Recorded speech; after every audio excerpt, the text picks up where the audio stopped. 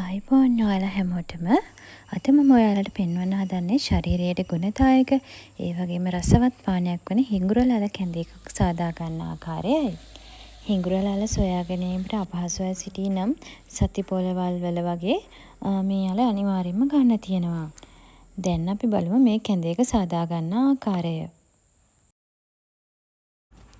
මුලින්ම මේ අල ටික අපි හොඳට සෝදගමු. මේ අල ඇඟිලි වගේ ඒ නිසා පිරිසිදු කරගන්න චුට්ටක් අමාරුයි. ඒ වගේ තියෙන වැලි පස් හොඳට යන විදිහට හොද ගන්න ඕනි. මට මේ හම්බෙලා තියෙන අල ටිකක් පොඩි. ඒ නිසා මේවා සුද්ධ කරගන්න ටිකක් අමාරුයි. මීට වඩා ලොකු අලක් තියෙනවා ගන්න. දැන් අපි සෝදලා පිරිසිදු කරගත්ත හිඟුරු අල ටික තම්බ ගමු. මේ අල ටිකක් තැම්බෙන්න වෙලා යනවා. ඒ නිසා මම ප්‍රෙෂර් කුකර් එකට දාලා ඉක්මනින් අල ටික තම්බ ගන්නවා. ප්‍රෙෂර් කුකර් නැති කෙනෙක්ට මේක සාමාන්‍ය ආකාරයක භාජනයක දාලා තම්බ ගන්න පුළුවන්. සාමාන්‍ය විනාඩි 20ක් වගේ යනකොට හොඳට තැම්බිලා එනවා. හිඟුරු ලල කැඳෙනකින් ලැබෙන ගුණ ගැන කියනවා නම් ඩිම්බ මේරීම සිදු නොවන කාන්තාවන්ට ඉතාමත් ගුණදායක කැඳ වර්ගයක් තමයි මේ කැඳ දිනපතා භාවිතා කරනවා නම් වඩාත් ඉක්මන් ප්‍රතිඵල ලබා ගන්න පුළුවන් කියලා මම විශ්වාස කරනවා. ඊට අමතරව ආමාශයගත රෝග සුව කිරීමට, ශරීරය සිසිල් කිරීමට, ප්‍රතිශක්තිකරණය වර්ධනය කිරීමට, සමේ නිරෝගී බව පවත්වා ගැනීමට ගොඩාක් උපකාරී වෙනවා. ප්‍රෙෂර් කුකර් එකෙන් සාමාන්‍යයෙන් විසල් 3ක් වගේ යනකම් ඉඳලා මම මේ ලිප ඕෆ් කරනවා. ලිපෙන් බාපු ගමන්ම මෝඩිය අරින්න යන්න එපා. ඒකේ තියෙන ප්‍රෙෂර් එක යනකම් ඉඳලා ටිකක් වෙලා හිටියට පස්සේ අපි මේක අරලා බලමු. දැන් මේක අරලා බලමු තැම්බිලාද කියලා. අල ටික හොඳට තැම්බිලා තියෙන්නේ. දැන් අපි මේක හොඳට සුද්ධ කරගමු.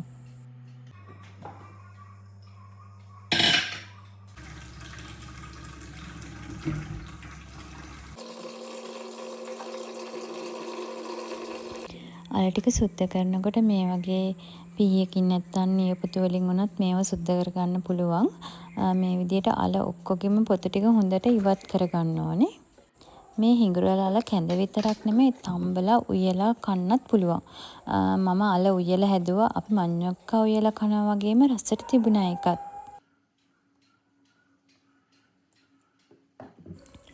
පොතු අරගත්ත අල ටික නැවතත් හොඳට හොද ගන්න ඕනේ. ඒ වගේ පොතු එහෙම තියෙනවා නම් ඒවත් අයින් කරලා හොඳට සෝදගෙන භාජනයකට දාගන්න.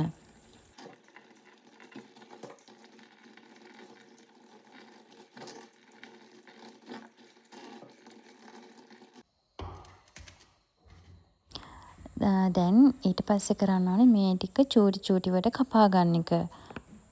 අල ටික කපන කොටස මගේ අතින් වීඩියෝ වෙලා නැහැ. කපාගත්ත අල ටික ඊට පස්සේ අපි පොඩි භාජනයකට දාගෙන පැත්තකින් තියාගමුකෝ පොඩ්ඩක්. ඊළඟට මම පොල් ටික මිරික ගන්න තමයි ලෑස්ති වෙන්නේ. මම මේකට වතුර මිලිලීටර 600ක් වගේ ගත්තා. පොල් ටික හොඳට උකු ගතියට ගන්න ඕනේ අපි මේ කැඳ එක හදා ගන්න නම්.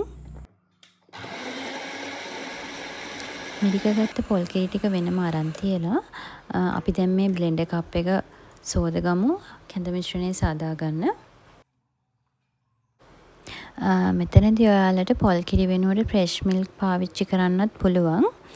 ඔයාලට මේ කැඳ එකේ thickness එක අඩු වැඩි කරගන්න පුළුවන්. ඔයාලා දාන පොල් කිරි හෝ ෆ්‍රෙෂ් මිල්ක් ප්‍රමාණය අනුව ඔයාලට අවශ්‍ය thickness එක ලබා ගන්න පුළුවන්. බ්ලෙන්ඩර් කප් එක අරගෙන කපාගත්තු හිඟුරු ලල ඔක්කොම ටික දාගන්න එකට. ඒකටම අපි අර අයින් කරලා තියාගත්තු පොල් කිරි ටිකක් දාගමු. දැන් අපි මේ මිශ්‍රණය හොඳට බ්ලෙන්ඩ් කරගමු.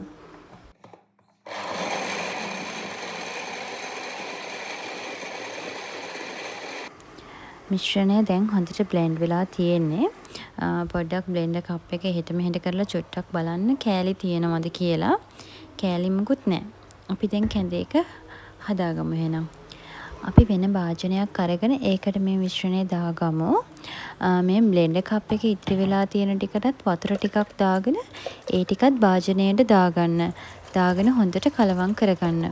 ඔයාට ඕනි ප්‍රමාණයට thickness එක එනකම් ඒක හදාගන්න. දැන් කලවම් කරලා ඉවරයි. දැන් ඉතිරි ද්‍රව්‍ය ටික අපි දාගමු. මුලින්ම ඔයා රස අනුව ඔයාට අවශ්‍ය ප්‍රමාණයට ලුණු දාගෙන හොඳින් කලවම් කරගන්න.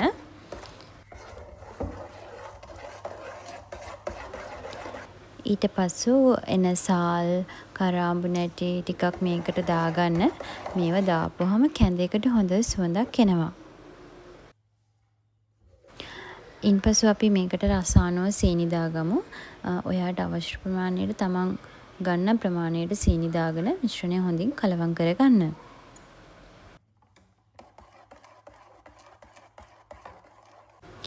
ඊළඟට අපි භාජනයේ ලිපේ තියලා කැඳයක හදාගමු. භාජනයේ ලිපේ තියලා වහන්න එපා. ලිපෙන් බානකම්ම මේ කැඳයක අපි හොඳට හැඳි ගගා තියාගන්න ඕනේ. මොකද අපි හැඳි ගාන එකෙන් තමයි කැඳයක හොඳට හැදෙන්නේ. අපිට අවශ්‍ය ගානට උපු ගතිය එනකම්ම හොඳින් හැඳි ගා ගන්න. දැන් අපි බලමු අපේ මිශ්‍රණය කොහොමද දැන් තියෙන්නේ කියලා. මේ වෙනකොට දැන් හොඳට රත් වෙලා තියෙන්නේ. මට අවශ්‍ය ගානට thickness එකත් ඇවිල්ලා තියෙන්නේ. ඒ නිසා මම දැන් ලිප ඕෆ් කරලා මේක බා ගන්නවා. ඊළඟට තියෙන්නේ මේක සර්ව් කරන්න. මම මේක කෝප්ප වලට දාගෙන මේකට වැඩි පෙනුමක් සහ රසයක් ගන්න වියලි මිදි දානවා. ඔයාලට මේක ඔයාලගේ මිශ්‍රණය හදාගන්න කලින් වුණත් දාන්න පුළුවන්. මම අන්තිමට තමයි දාන්නේ. මේකට වියලි මිදි වලට අමතරව කජු දාන්නත් පුළුවන්. ඒක ඔයාලා කැමති විදිහට දාන්න. මොකද ඒකෙන් වෙන්නේ අපේ කැඳයකේ රස වැඩිවීම විතරයි. මේ තියෙන්නේ මං හදාගත්තු කැඳයක. ගුණදායි මේ කැඳයක ඔයාලත් අනිවාර්යෙන්ම හදලා බලන්න. දරු සම්පත් බලාපොරොත්තුවෙන් ඉන්න ඔයාටත් ඔයාගේ යාළුවන්ටත් හදලා බලන්න කියන්න. එහෙනම් මාව අහන් හිටියට ඔයාලා හැමෝටම ගොඩාක් ස්තුතියි. අදට සමුගන්නම්.